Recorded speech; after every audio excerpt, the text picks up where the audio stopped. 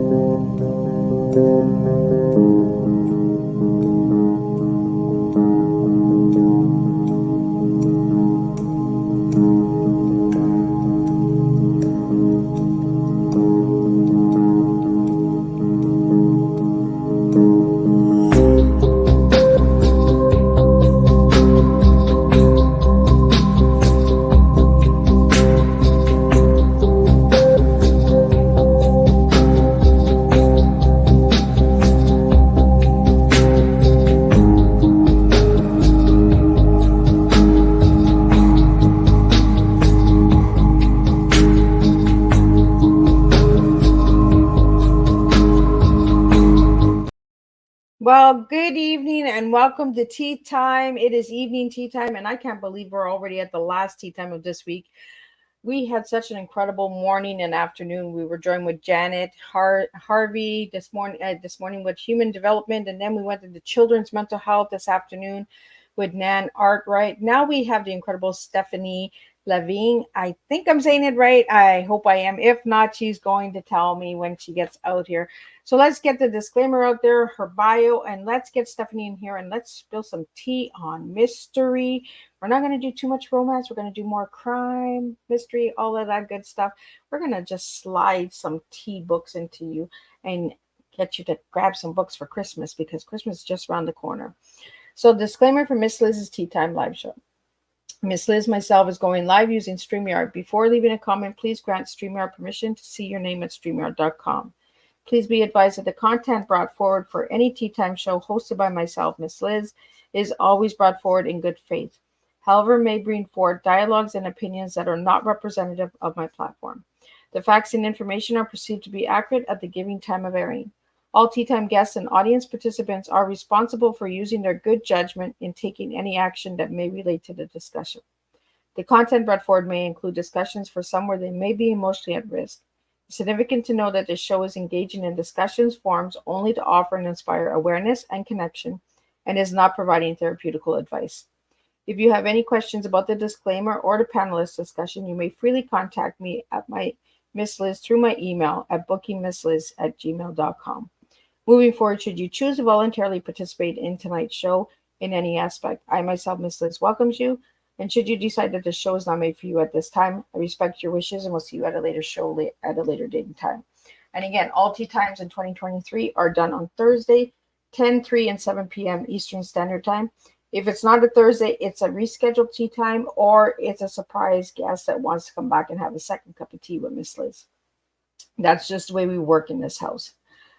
Now, a little bit on my guest. She's a best-selling author, she's a writer, she's a novelist, and she's a mom. That's right. We got moms on this show. So Stephanie LaVigne comes from a long line of mystery lovers. In an effort to keep them in her good grace, her books combine intrigue, quirkiness, and adventure with a healthy dose of humor and wit. She has published over 50 popular, often best-selling novels under her name, as well as pen names in both romance and mystery. From hopping trains across the U.S. to crewing a sailboat on a transatlantic crossing, from musing dogs on a Canadian dog sled to unwittingly hiking Mount Washington, she's been lucky enough to have incredible adventures alongside all kinds of real-life characters. One of her missions is to introduce readers to the kind of colorful personalities that have shaped her life. She currently lives in her favorite South Florida neighborhood surrounded by palm trees, peacocks, a few wild kids, one wild husband, and a handful of incredible family members and friends. She's a member of the Mystery Writers of America and novelist industry. Now, let me get Stephanie in here and let's spill some tea. Welcome, Stephanie. Hi. It is an honor to have you. I've been looking forward to this tea time because I'm like mystery, romance, thriller, witty, wild husband. I'm just like, oh, she's my cup of tea.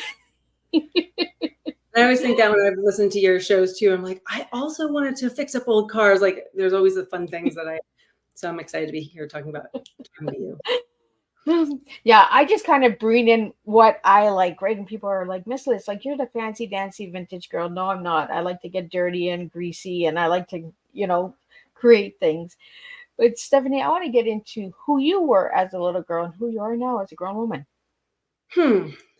Well, I guess as a kid, I think I was a kid who found life really fascinating and just wanted to try everything. I was raised as an only child with really young parents in South Florida, but spunky and normal-ish, but was always really excited about anything I read or saw and always wanted to do that.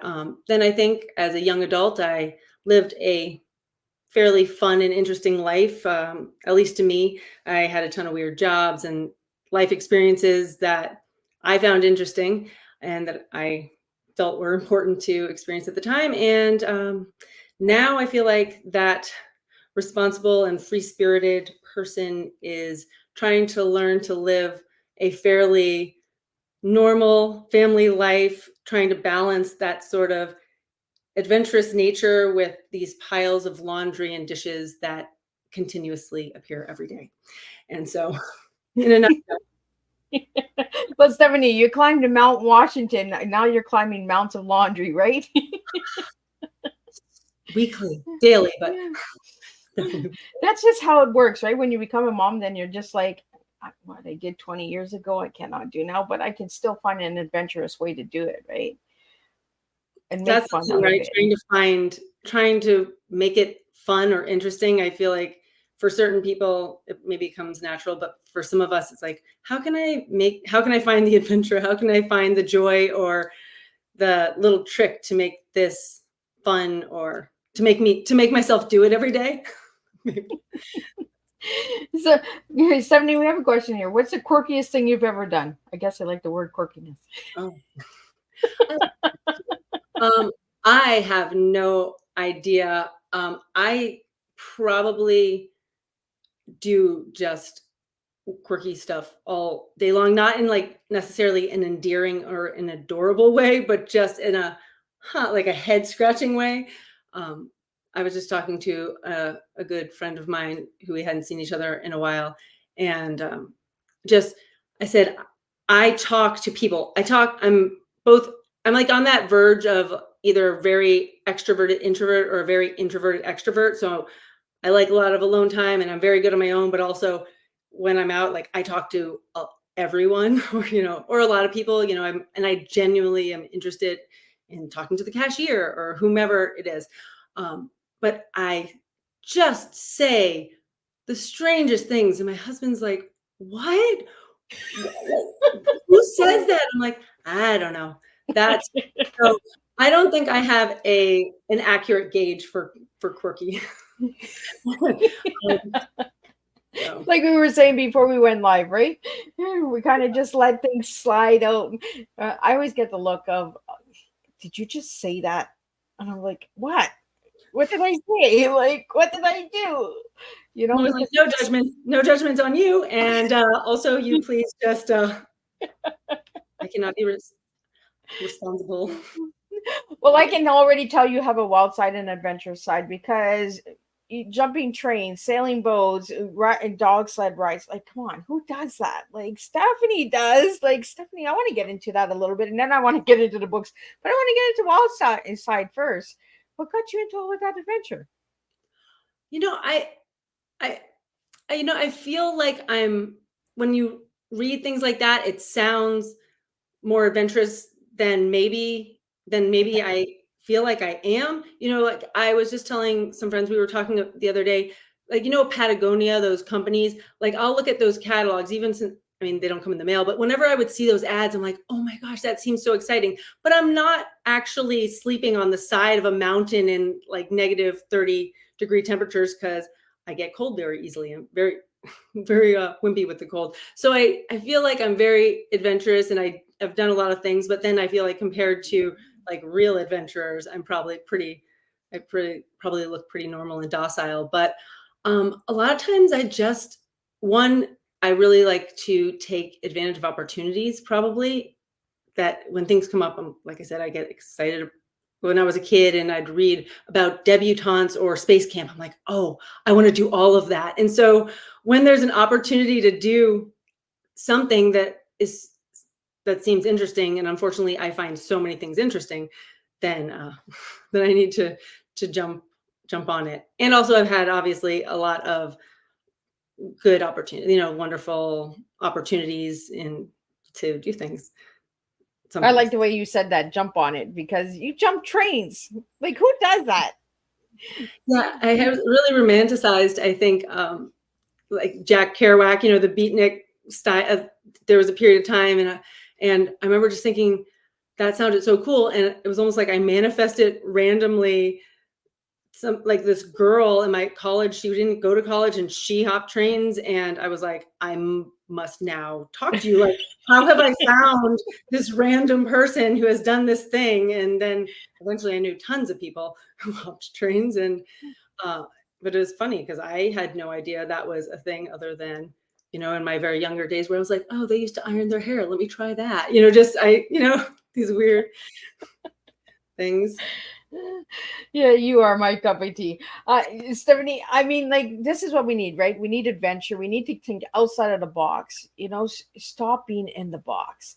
And I think that's why I put the mystery box in the video, because that's what you kind of remind me of. This mystery box, if you put your hand in, you never know what's coming out of it, right? I like that. I think I might take that. That might make the most sense. Right, because you never know what's coming out of that box, because you just put your hand in and there's like a bunch of adventures in there, and you just pull in, oh yes, now we're doing this one, right? Like, it just kind of adds to the excitement and all that. And that's what I kind of got when I did some homework on you, Stephanie, for your books, is that you kind of have this like kind of twisted kind of like a twisted tea kind of crime, mystery, romance. Not too much romance, but I mean a lot of quirkiness, a lot of wit, like sense of humor in there and that. So tell us a little bit what got you started in writing, first of all. I think probably like most writers, we say, oh, I was always doing some variation, but I think I was always just a creative person. And so I had a career in the film industry, and I was a photographer and designer for years and years. Like, I always did variations of creative work. I was, when I was a kid, I was always into theater and things like that. And I think I just took the really, really long route to becoming a professional writer, and I kept putting it off and doing other things. Though I did really want to be in film as well. Like, I worked in film, but so that was a good thing. But I would have liked to write for film, but I did not do that. So yeah, I just kind of slowly made my way until I kind of put my foot down and was like, it's time to really write, because I had started it probably not quite a decade before I actually did it professionally, but I don't know, many, many years, and an entire career between the time I was like, I should probably be a writer, a professional writer, and the time I actually did it. So Stephanie, how long does it take you to write a book? It really depends. For several years, I was really outputting a lot, and now it is like crickets. Not because I don't have ideas, or if I sit down and I'm doing it, it's just because I don't have as large periods of focus. And just I've been trying to be more balanced person, and it turns out that is incredibly difficult for someone like me, who is, I don't feel like I'm an all or nothing person, but in especially the last 2 years, really, when I was thinking, I've learned more like I'm learning, I guess, more introspectively about myself as an adult and trying to figure out, I guess, who I'm going to continue, who I'm growing into. I'm quite old, but still, I thought I had it all figured out. And then I keep finding out I don't have it all figured out and there's more to learn, which is interesting.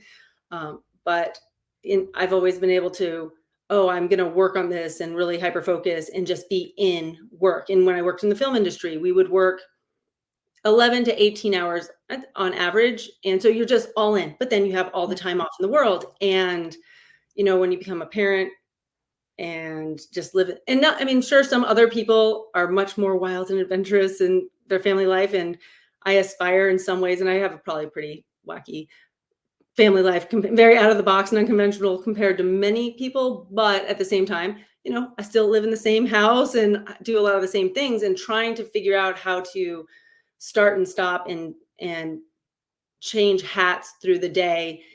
And it's not like your marketing hat and your creative hat like it is when I'm in writer land. It's really different modes. And I decided, I'm going to really learn how to do that better. And then it was like the brakes on my productivity. Like, really? I don't possess this skill that well. I mean, I need to really work on this. And so it's kind of like the dishes thing. I'm like, okay, how do I figure out how to do this next version of life? And still, they could make dishes fun. I think we would enjoy washing them, right? Like, I just like to give my dishes a good bubble bath. My kids always say, Mom, like, you got enough soap in there. I was like, well, there's a rinse hose, rinse them off. But I just want to have my dishes have some fun with me. Like, I talk to them and I make them nice and squeaky. And I'm like, my kids are like, Mom, what are you doing? I'm like, I'm doing dishes. Let me have some fun. So have you found some fun ways of doing dishes, Stephanie?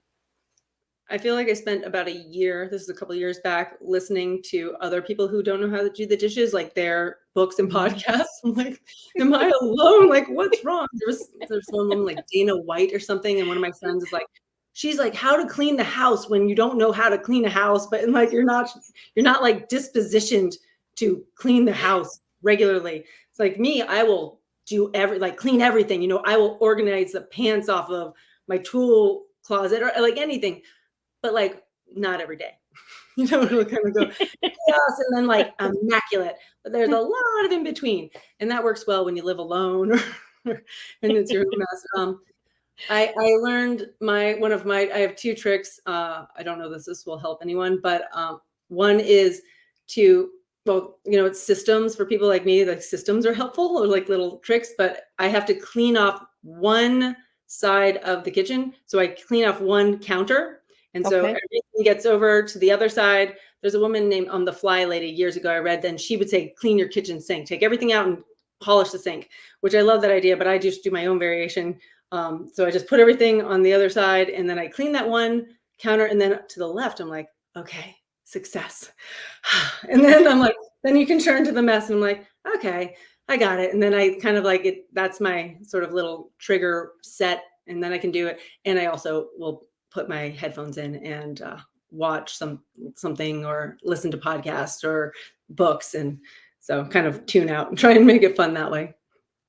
So when you're writing, do you listen to podcasts, Stephanie, or do you have like a dead quiet area? Like how do you, when you're writing your books, like I listen to binaural beats and stuff.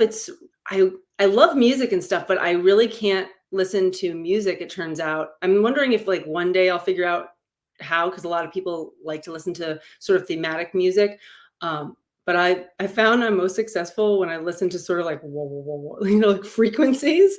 It's almost, but I don't like white noise. I like a pink noise is better, but it's not just like, it's not like static because that bothers me. But there's binaural beats or sort of, there's frequency music, and that seems to work well for me because I guess it doesn't distract me. Because if I hear anything with words or that I know the tune to, I will naturally sing along. I like cannot help it. And so my brain is suddenly struggling like, oh, maybe that's what I think the problem is. I'm like, oh, do I know this or should I be singing? Not because I'm some great singer, but just my brain wants to snap into that mode. So yeah, mostly I listen to weird focus music, and sometimes it's the two headphones, and sometimes I just have it on. Yeah, because we all have our way of writing, right? And when we're writing, sometimes if we're listening to a song and it has lyrics, we start to write the lyrics as we're writing, and we're like, what are we doing here? Like, it just kind of And music flows. has like a mood to you, right? Too, it like can affect you. Yeah. So it's just crazy how things work all together, right? With our mind and all set. I want to get into I found 3 books. I know that there's 50, but I found 3. So I want to talk about those 3, but I'm going to get into the last book that you sent me that's in the video. But I want to start off with Ocean Fish and Sea Life. What is that about? Like, I just love the title. So that was a very random project, which if you can't tell, random would also probably be there's the mystery box. But I had my son, my first child, and and it was awesome, but it was a whole different. It's a whole different mode, and you're not productive in the same way, yet you're doing something literally 24 hours a day. And we would read these books that were like truck books, and it would just be pages and pages of trucks, because that just happened to be things, I don't know, somehow people bought us. I'm like, truck. And I had been at that point, I had been a professional photographer for over 8 years prior to that. And I still was when he was born. And I specialized in architectural photography and underwater portraits, so people underwater. And then a very good friend of mine, he's still an incredible underwater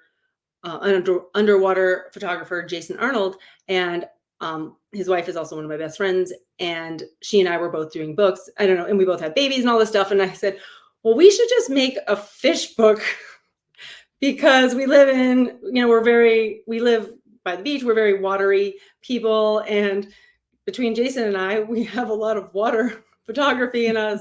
It's like, oh, that would be easy enough. And so next thing I know, I made or started working on this fish book, and it was just fun. It was the first book I made, and making books now is much different because I had to use InDesign. I used to use Photoshop and Illustrator and those things for years and years, but I'd never used InDesign, and it was a Herculean task trying to learn that program. Thankfully, fiction books do not have to be created in InDesign. I'm much better, but I would cry. And so it was really just fun. And then I would go do readings because people always wanted me to go do readings and stuff. And then I realized that you had to really market it to like the fishing community, fisher folk. And a lot of my friends down here are big into fishing, but I am not. And I realized, I'm just going to let that book live its life, and it's out there. When I heard the title, I was like, did she write a fish book? Like, this is the girl who's doing romance and mystery, and she's got a fish book out there. I'm like, I gotta talk to her about the fish book. It was so flippant. I was like, oh, I gotta put a title, and I was like, oh wow, fish book or whatever. And it's fun. Sometimes those are the most fun things to. Well, and you kind of just let the fish swim down the river. Wherever this book is going, this is where it's going. Sometimes you have to, realize what your avenue or your lane is not by giving it a whirl. Right? The hook has gone the other way. I just love the title of it. Like, I mean, it was really, and then their next one is Headlines, Deadlines, and Lies. I kind of like that one. I like the title. So I'm like, this is going to be intriguing, this one. Well, I'm glad. Thank you. I sometimes think I should go back and change that one because it was a crossover book from my sort of sweet small town romances into mystery. And it's a lot to do with genealogy, but kind of in a quirky small town, fun, upbeat way. And when I did the title and the cover, I sometimes think, oh, I feel like the cover and the title are sort of for the books I was going to go on to write. And this one's a little like, it's a little it's almost like a Hallmark mystery because there's no Oh, murder or crime and stuff, but in like the very light hearted way. So it's fun and it's very sweet, but um, it's not a heavy one. And sometimes I'm like, oh, I the title may be misleading because yeah, but because when I read the title, I was like, oh, that one's gonna be intriguing. That one's gonna really get you in there. It's just the headlines and the deadlines, like, you know, you got like a bunch of stuff, somebody's gonna be out there. Like it leaves you guessing for more. So, I'm gonna have to get the book to see how quirky it is and small maybe I'm just town. going to write titles. Maybe I should just write book titles for people. Right? That could be Book titles sometimes lead to a nice, beautiful song, and sometimes a poem or, a different avenue. Babies' names, you just never know, right? I, true. I think it would be cool to have a kid's name, headlines, deadlines, and lies. I think, what's your name? Headlines, deadlines. You just never know these days, right? What people are calling their kids. So now I want to get into the Sunshine State and Crime. Oh, Sunshine State of Crime. Yes, Yeah, when you sent me that one, I was like, oh, this is completely different than those other two books that I found. well, definitely the fish book. Right? You're taking us on a crime adventure, are you? Trying. Yes, Try.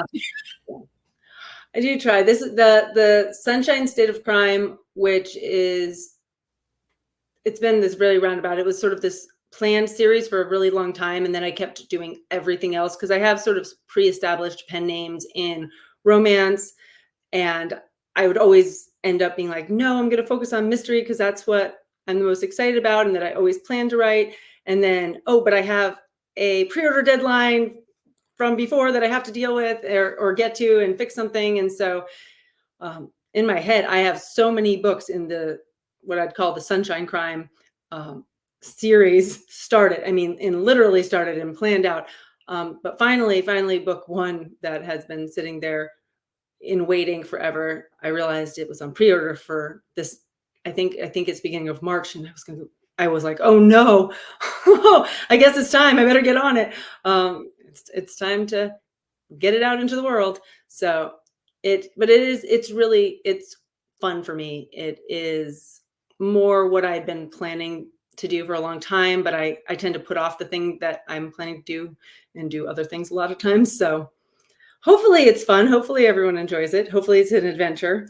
And So, Stephanie, in your bio, it says that you've written over 50 books. So are all 50 books online for people to get? Like, they are, but not under my name. And do not go searching for them. And that is, those are varying lengths. Like I wrote shorter things, and I have some short stories. Most of them are novel length, but that there are shorter and longer novels.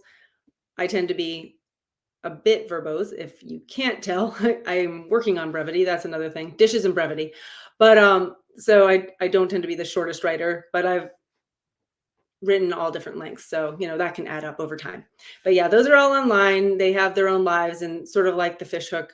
Some of them I've been working on letting go, not because I haven't loved them, but because I wanted to eventually get to where I wanted to be, which was doing more of what I'm trying to do now. well, I think it's important to put that out there, right? The adventures and journey of writing as well. Because when you first start writing, you're like, okay, I'm going to do it this way. And then as the years progress, you're like, I don't feel good there anymore. I'm going to go this way, right? You're going to take that other swim down the lake. You're going to leave the fish over here and you're going to go for the shark, right? You're going to just go for the big bite. Yeah. And we have to do that sometimes. And I can see that in the titles of the 3 books that I found. I'm just like, they're all different, and they all have like a different way of looking at it. Like, you just read the titles and you're like, okay, that's romance. Okay, that's crime. Oh, that's mystery. You know what I mean? And the fish book, well, that just threw me right off. I was just like, I gotta ask her about the fish book. It's a warm up, right? Right? But that's like when you go fishing, right? You start off with the little minnow and then you get the bigger ones and till you know what you're doing, right?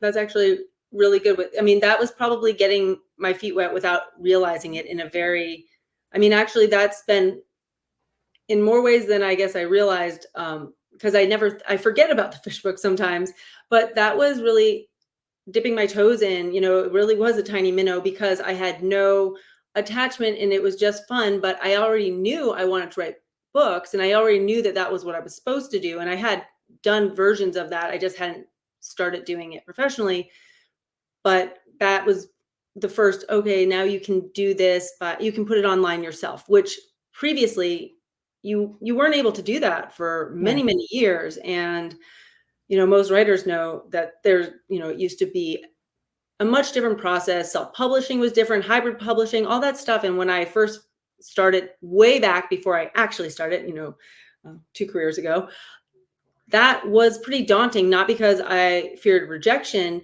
but because I needed to support myself as an adult. And, you can't live off of $100 every couple months from something you sell. And did not know how that was going to work way back then. But now it's a very different world. It's amazing in so many ways, as far as what you can do. But I think the fish book was sort of my first, oh, how does this work? And then doing the pen names for all those years and doing romance was also, for me, a learning curve that I knew I needed to go on. You don't go on the curve, but you know what I mean. Well, you never know, right? There's a lot of excitement on the curve. I knew I needed But that's for another show. There we go. Miss Liz just let it slip. But if we can roll together, it's good. That's right. That's my kind of person. Just never know what curve we'll land on. And so that's where and actually even after all these years, I thought, doing romance and doing it with so much anonymity, I said, I know everything now, not everything, but I was like, I know so much and I'm so brave now. I know what sells. I know not to be afraid. And I would tell people all the time, because I love encouraging others. Like, I am sort of the biggest cheerleader for everyone else. Like, if you had the most bizarre out of the box dream, no matter if it was like, I want to knit or I want to, knit the world's largest building cover, whatever, I would be like, yes, there's a way. And I am incredibly good at strategy. And I'd be like, let's sit down and figure that out.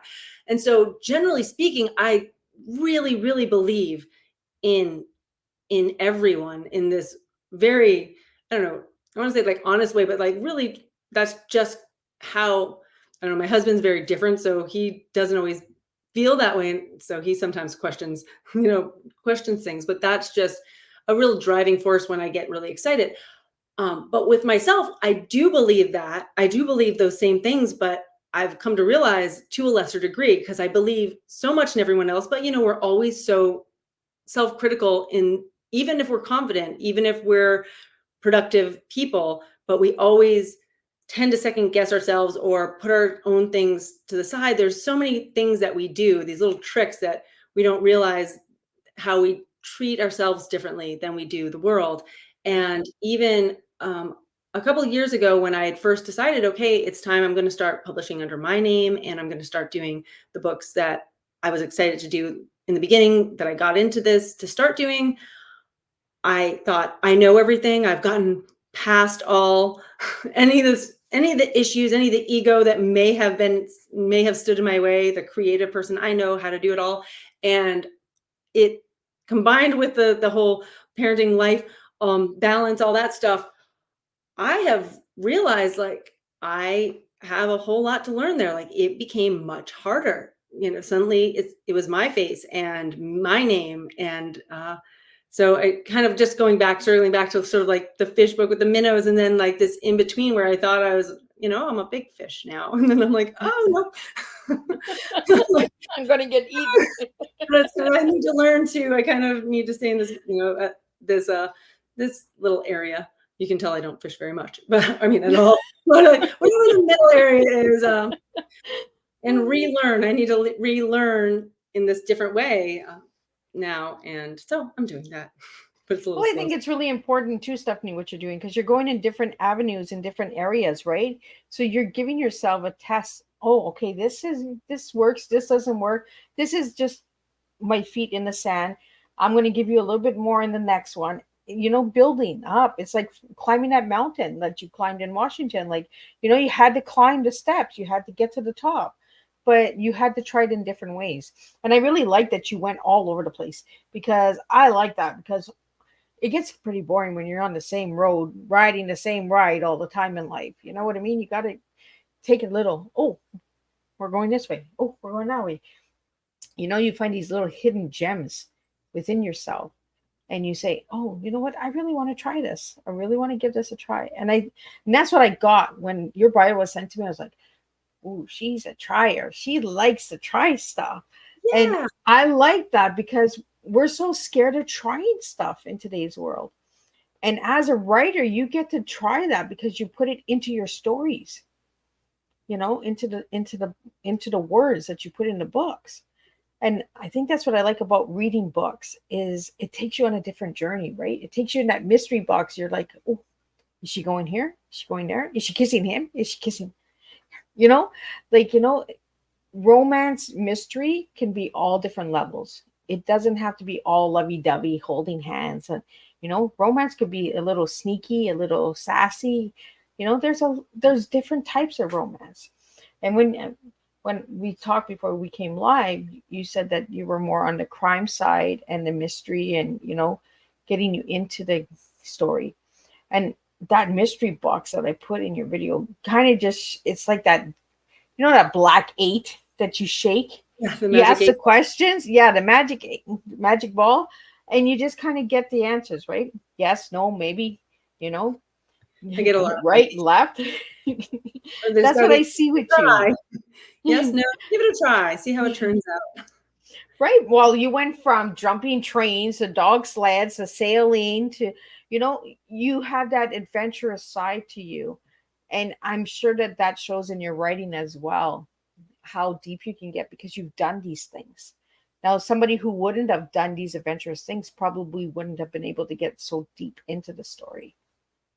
Yeah. And, actually, when you were saying, being a trier and a reader, that's, as you were saying it, I'm like, that is, I think, why we read as well, because a lot of times we can't try things. Either we can't because we're physically constrained against being able to try all the things we dreamed of trying, by our lives or jobs or, physical things, or bravery, just, there's so many reasons. And also time, we just can't all do all the things, and access to things. And that's one of the amazing things about reading. I think that in watching movies and things like that, we get to experience and try things that we otherwise wouldn't. And yeah, it probably helps too when there's something in it, if the creator can offer us some version of understanding a reality that's a little deeper than they could Google. But I do think that we all kind of crave our own version of trying, even as, even passively. Yeah. I want to Google your T. So I'm going to give you the letters TEA. We're going to twist it up tonight. I'm going to Google Stephanie's T and see what Stephanie's going to give us. So what kind of flow are we getting from you tonight, Stephanie? Oh man, my tea. I wish we had the magic 8-ball. I am. We can shake it. I promise, guys, I will buy a magic 8-ball. Holidays are coming up. Now I know what to send you. I always have the hardest time giving one-word answers or favorites. For some reason, I don't tend to have like a one thing, because I'm a trier, I guess. I like a lot. Well, then try and give me a big tea. Just spill it. I'm going to go with, and it's weird. You had said something once about that it just has to resonate with you. So I think the words are not exact. I don't think that, so don't take them at face value, but I'll go with truth, enthusiasm, and adventure. And, I wanted to say something, or I was thinking like learning, because I'm always learning. I'm always inputting and learning. But that letter didn't work. So, and then I was like teaching, but truth, I really seek truth. Like, I love honest conversations with people. I love learning. The reason I think I've always enjoyed adventures and doing things and trying things is because I love learning about things and the truth behind them, seeing people's lives. Like, I might not be a mountain climber, but I might love going into that and seeing what that world is and experiencing it. Maybe it's for me, maybe it's not, but it doesn't matter. I still got to experience something really organically, or in a way, in a somewhat truthful way, meeting people who love a thing. I love passionate people, or, excited people. So truth in that, I truly love people and life, and getting to experience it however that is, whether that's through a conversation and being overly candid and honest, and like I tend to be, I will tell way too many things, but I feel like that over truthfulness, like, that comes out of me, it's like, and I hope when I get it from other people, that's how we learn, by sharing. And the sort of the global village, we can learn by sharing experiences. And so I like trying to be honest, and overly so probably. And then I also like getting that from people. So there's my tea. See, and I like the tea because you Googled the tea for what was within you. See, you told me that it was your tea, Stephanie, by just saying that you're a truth seeker. You're seeking truth within everyone that you meet, everyone you work with, everyone that's in your life. You're that person that says, give me the truth no matter how hard it is. I'd rather that than a lie, right? 1,000%. Yeah. Yeah. And I get that from you, because when we seek truth, we give truth. When we don't seek truth, we seek lies. We seek the easy, oh, it's okay, it's comfortable, I forgive you kind of things, where truth seekers are like, hey, give it to me hard, and that's the way I want it, and I'll deal with it after, but give it to me. I've always said, I will never judge anyone, and it's incredibly hard. Like, you pretty much can't offend me. I mean, I'm sure I've been hurt before. Of course, we're all human. But I said, anyone, like, tell me anything, tell me the truth. I mean, you don't have to be mean about it. I'm a very optimistic person, but tell me what you want. It might hurt me. I might say it was a relationship, but I can accept anything as long as you are telling me, because I want you to be happy as much as I want me to be happy. And those might be different, and that's okay. But I will truly champion your happiness. I would never be happy if somebody else was unhappy in order to make me happy. You know what I'm saying? Yeah. Where I feel like people sometimes forget, and they feel like they need to be not dishonest, but soften things, or not tell truths, because that would make the other person happy. And that doesn't mean a romantic person, but the person they're talking to. But when it's someone you're really talking to about anything, from giving advice to a relationship or a friendship, give me the real things, because we can't get you to where you need to be if you're pretending that you're someone you're not, or giving me information that you think I want to hear. I can handle anything. I would never want to be in a relationship with someone who was pretending to love me, because there's someone else out there you could love, or, and I would be happier by myself or with someone else. Then I don't need that facade. But you can tell me anything. But that's what I wish we all could appreciate in each other, and help each other to do, because of exactly what you said.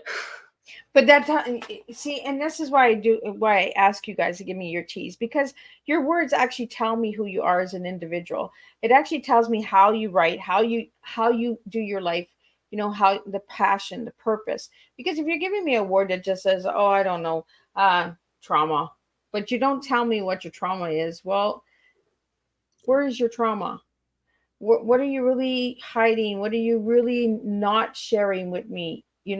Where you've given me those words and you're proud of them, and your body language tells me too, because it tells me a lot when we give words, right? It's like when we tell our children, give me the words that are hurting you so I can help you, and sometimes kids will tell us the hard truth. And we as moms were like, oh, that was a little hard. Could you not have softened that up a little? But that's what it is, right? And our children are the ones that are guiding us and saying, you know what, give us the truth. Show us the truth. Show us the example. Be the example. You're an example to your children because you've written stories. So you're giving them that guideline of saying, you know what, if you want to be a writer in the future, go for it. If you want to write the quirkiest book, go for it. Because you're that mama cheerleader that's just saying, hey, let's do it. And by you giving me that T of truth, what's your second word? Oh, I went with enthusiasm. Yes. And then adventure. That actually tells me who you are as an individual. And anybody that reads your Bible, your Bible, anybody that reads your bio will say that is Stephanie. Stephanie is serving the truth. Stephanie is serving herself. And that's what we have to do as individuals, right? When we want to serve ourselves and we want people to buy our material and our products, is we have to be truthful.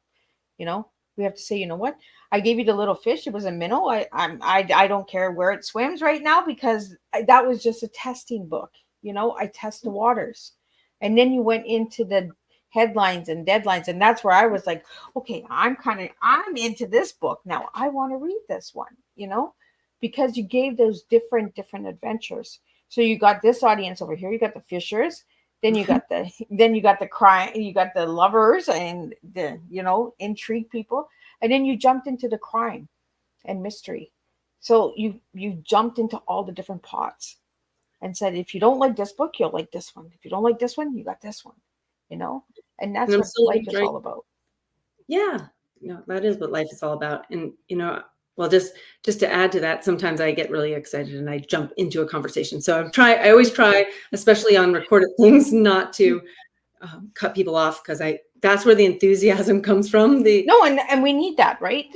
I'm like that too. And I'm just like, you know what? Sometimes I get so excited with my guests. I'm just like, guys, I'm here too, but I want to get in here because you guys make me so excited because I love real raw guests. I love when my guests are open and raw, and that's who you are, Stephanie. So I want to thank you. Go ahead.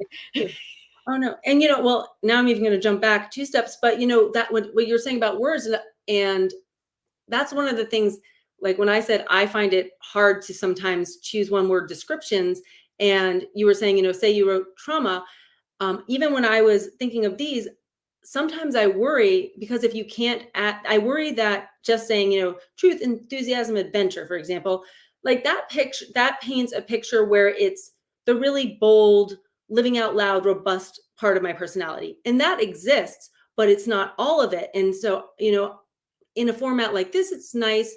And I know, and you do a really good job, but you do a really good job. So that's why your show is so good. And in these sort of honest conversations where you, as you were saying, you get more from it, because a lot of times people really like to just, no, I'm not saying some people will just give you that one word and you're like, wait, is there really anything under it? And sometimes I feel like there's always, I love people, so I'm never talking badly, but some people will use a thing as a mask and they're like, oh, I think that this defines me and I'll use this, but it doesn't really it's maybe not what they are as much as a label. And that's really an easy thing for them to use. But I like when you can find out, when you have time to kind of explain, because it's so hard to explain yourself and encapsulate, oh, well, I mean enthusiasm, but that doesn't mean, I'm loud and robust all the time. I spend a ton of time, thinking about these things or working on, this other part of my personality, or being quiet, and quietly enthusiastic, or having, low moments and, struggling and all of those things and talking through it. And so I don't know, it is interesting. It's hard to use those words, but I do think, like what you were saying, is it's really interesting if you can get beyond just or find out what people mean by the word they use. Well, and like you said, the TEA they are hard words to come by because there's 2 vowels and a consonant, right? And these are letters that are not often used to express feelings and emotions. And there's a reason why T is the past, the present, and the future, is because it's supposed to make the time travel of life. It's a flow. It's when you prepare the tea, when you put the water, you put the tea bag in, you take the tea bag out, you put the sugar, you put the cream, you put butter, you put whatever you want, cinnamon, honey, anything you want in that tea. That's what you're serving. And Stephanie, I was really looking forward to this tea time because I seen the different pots that you went into when you were writing these 3 books, and you have 50 of them out there. So just imagine, I only got the 3 books here. So imagine the other 47 books where they took you, right? They probably took you to the Under the Rainbow and a Magical Land. Like, we don't know where they went because there's so many of them out there, right? So Romance. and romance, when people hear romance, they think of just lovers. But there's so many different levels of romance out there, right? Cardinal Spice too, somebody. You just never know what you're putting in your tea. Like, we have to do these things. We have to put different flavors and blends out there so we can have some adventure. And you gave me the word adventure, and that tells me a lot because your bio tells me that you were adventurous. Like, whether for you it was a small adventure, but somebody reading that bio says, whoa, she did this. She climbed a mountain. She did dog sled. She jumped trains. She sailed the sea. Like, these are adventures. These are what you hear in movies. But Stephanie, you did them. You know, so never downsize your adventures, because your adventures. Now I'm going to do something a little different with Stephanie. We're almost at the end here, but I'm going to do something different with Stephanie tonight. Stephanie, I want to twist your tea. Okay. So I want you to give me the softer side of Stephanie, but not using the TEA. Give me the words that you would have used had it not been the TEA. Okay. This is not words, and maybe I'll think of the words, but I'm on the spot. So this was tea. This was hot water. And so earlier today, I drank I like to make a special beverage during the day, usually just like sort of a hot beverage. And when I'm working, I like to have something there. And today it was the coffee I did not finish drinking yesterday with chai put in it. And it was in it. And then a bunch of, cinnamon and pumpkin pie spice and fresh nutmeg, just a bunch of stuff mixed together. It tasted okay, but it was a lot. And I sort of pounded that a little bit before this, not right before, but towards the end of the day, like, oh, I got to drink this weird special drink that I make something like that almost every day. But then I was going to make tea, like warm tea, to have this podcast. And I boiled the water, and I have hot water. And I have found that sometimes I like to just drink plain hot water. It's like tea without the flavor. And it's sort of, I feel like that in a way tends to be the two sides of me. Like, it's not, sometimes people will be like all or nothing. Like I would just like to relax all the time, or I want to work, hours and hours. I like that. I'm good at that. I tend to either like thrift store clothes, or I'll find the most expensive thing. I'm like, oh, that one's nice. Oh, yes, that is the most expensive outfit at the store, or like the store that has the most expensive. Or, when I was a kid, it was like, or I should say in my 20s, my mom made fun of me. She's like, this is 50 cents a pound. I used to go to this place that was 50 cents a pound in Boston, or like the $500, Ann Taylor suit, which made no sense. One was old man golf pants, and one was like a fine designer suit. And I feel like that's sort of, I guess, the bold and softer side. Part of it is I love talking and being out and having exciting, eclectic conversations and being really physical and alive. And I also really like to just be quiet and by myself, or I like people, I can be by myself with somebody else too, but I could spend countless hours, days, months by myself, reading with a computer, listening. I intake a lot of information. So maybe it's that too. I output a lot when I'm talking and being with people, but the rest of the time I input a lot. I listen to a lot of nonfiction, actually, too, reference books. I'm always learning. And so I don't know if that describes, but that feels somewhat exemplary of maybe my two sides. And I love that you did that, Stephanie, that you put no flavor in that hot water, because that's how life is sometimes, right? We have so much sweetness and so much bitterness and so much stale. that sometimes we just don't need any flavors. We don't need anything except for just plain simple, no flavor. Let's just carry on with the day. You know what I mean? Just get through the day. It's really, really incredible what you just did with the water. I like it. I love it. Like, tea without the flavor. Sometimes No, you just don't sometimes need the flavor. Like it truly is. Sometimes we have to have a different perspective. And we have to have somebody that opens our eyes to say, you know what, sometimes we don't need the flavor. We just need a simple glass of water. just doing the first step is more than enough. I boiled it and put it in a cup. If we do that, maybe. And we have a comment here, you can't be a writer without being a reader. And I truly believe that as well. You have to be able to have that open mindset of reading and understanding in order to write. Stephanie, any final words before we wrap up? How can people find you? Where can they get these incredible books? I found the three of them. I don't know about the other ones, but if you'd like to share that with everybody out there. Amazon, and my website, of course, Stephanie LaVigne or Steph LaVigne. They both go to the same place. Amazon, BookBub, any of those places. If you're bookish, you can just put me in, and I either have blonde hair or brown hair or pink hair. You'll see me. But it has been really, really nice getting to just hang out and talk with you. So it's fun to have a similar spirit to banter with. Well, thank you so much. Before we wrap up, we got a couple minutes left here. I want to get into your favorite color is aqua. And I see the back here. There's a little bit of aqua here. So how come aqua? Well, because it sounded like you wanted one-word answers because the way the format was. And so I one words actually take you on a journey, right? They take you on an adventure because you gave me the word adventure and look at the adventure we took. We gave you a tea with flavor and a tea with no flavor. Yeah, I really struggle. The closest I've ever come to a favorite, and it makes no sense, but when I was a kid, they always ask you things like, what would you bring to an island? I guess when I was a kid, we were always going to be stranded on a desert island somewhere.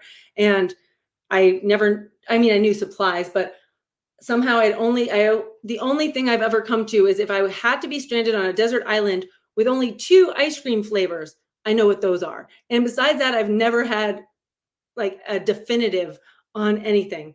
And it's mint chocolate chip and Rocky Road, in case anyone was wondering, because I feel like you get the perfect combination of chocolatey and refreshing, but still not lacking the chocolate and the nut. Anyways, think about it. It's a weird combo, but it weirdly works together. You don't have to eat them in the same bite, but just let that percolate if anyone cares about ice cream and combinations, and they're on a desert island. But color, yeah, I tend to like a lot of blues, so I have a lot of blues. I would say my favorite color was probably like fuchsia, magenta, but then I think I end up doing both of those colors, so it's sort of like a ton of blue and the sort of hot pinkish, and then rainbow. I think I really just like a rainbow of colors, and I had all of that, and then I brought it down to aqua for your form. Well, I love that you brought it down to aqua. We have a quick question here. I'm going to get it out before we can wrap up. So, quick question: do you agree it's the general opinion of historians that the 6 most important words in the English language are "Why didn't I think of that?" or do you agree or disagree? Is that a question? Can that be a question for you while I think on it? I don't. You know what? It depends on the situation and the story that is being told. Do I agree or why didn't I think of that?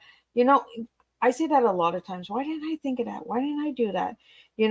I think I would have to agree. I think I'd have to agree.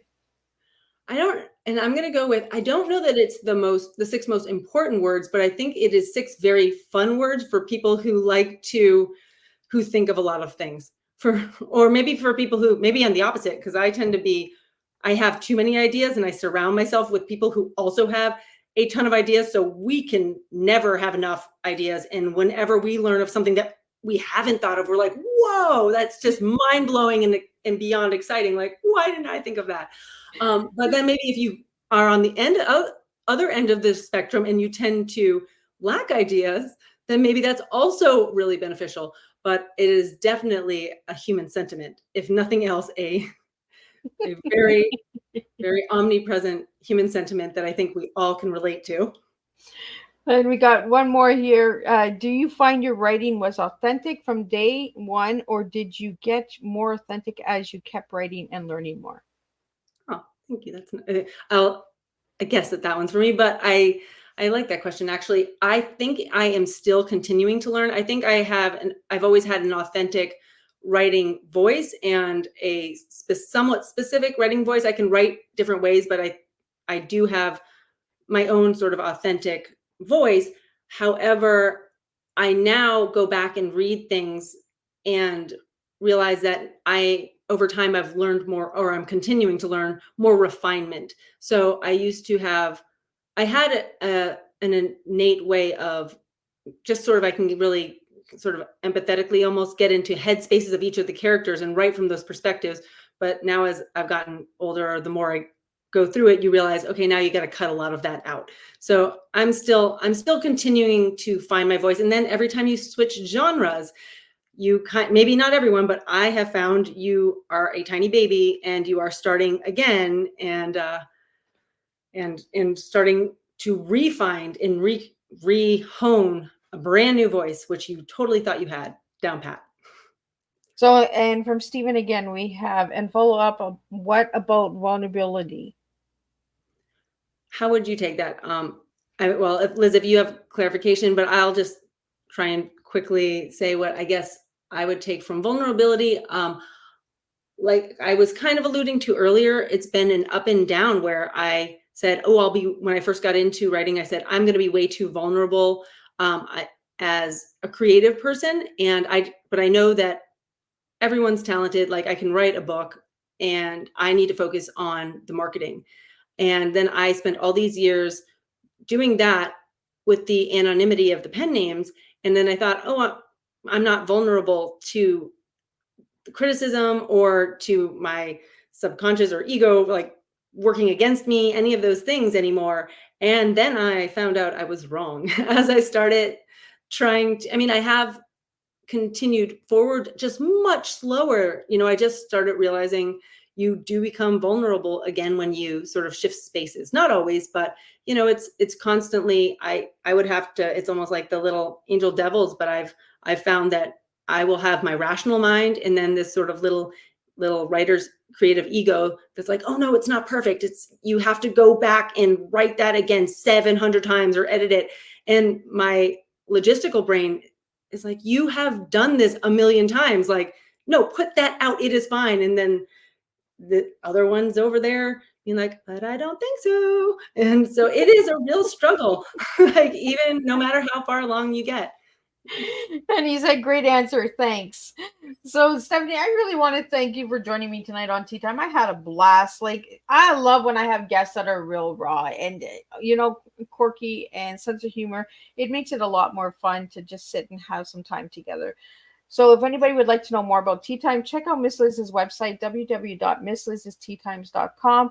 To check out on Stephanie. Stephanie, I'll get you to say your website out loud and spell it for the audio listeners out there so they can check you out as well. Well, I am very sorry for the long French last name, but it is Stephanie LaVigne, or let's just go with stephlavine.com, which is STEPHLAV as in Victor, IG as in George, NE. LaVigne. Like Avril Lavigne, but slightly different. but me instead. Well, thank you so much. I had a pleasure. I had the most pleasure tonight sitting and just being silly, and being open and talking about some incredible books out there. If you're into different genres, Stephanie has all different genres to check out. So check her out. Check out her website. We will be back next week. Next week will be the final week, and then we hit the reunion tea time where we have 14 different countries coming, and we have over 85 guests from season 1, 2, 3, and 4 that will be joining Miss Liz. So we have some surprises, we have some entertainment, we have all of that good stuff going on. So you'll want to check that out. That is a free event that will be hosted on my YouTube channel on December 21st from 7 to 9 p.m. Eastern Standard Time. So you'll want to check that out. And again, I want to thank you so much, Stephanie. This was a blast. It is so much fun having guests like you on my platform. I want to thank all the viewers and listeners out there, everyone that gave a question, comments, and all of that. I seen them all, and I want to thank you for all your support, because without all of you guys, I could not do what I'm doing. And we have 3 tea times left, and then we're closing it up for another season, and then we start season 5 all over again. So this is how we roll. We serve TEA in this house. We serve a different type of tea. So I'll see everybody next week, same time, same place, with 3 new TEAs for all of you guys to enjoy.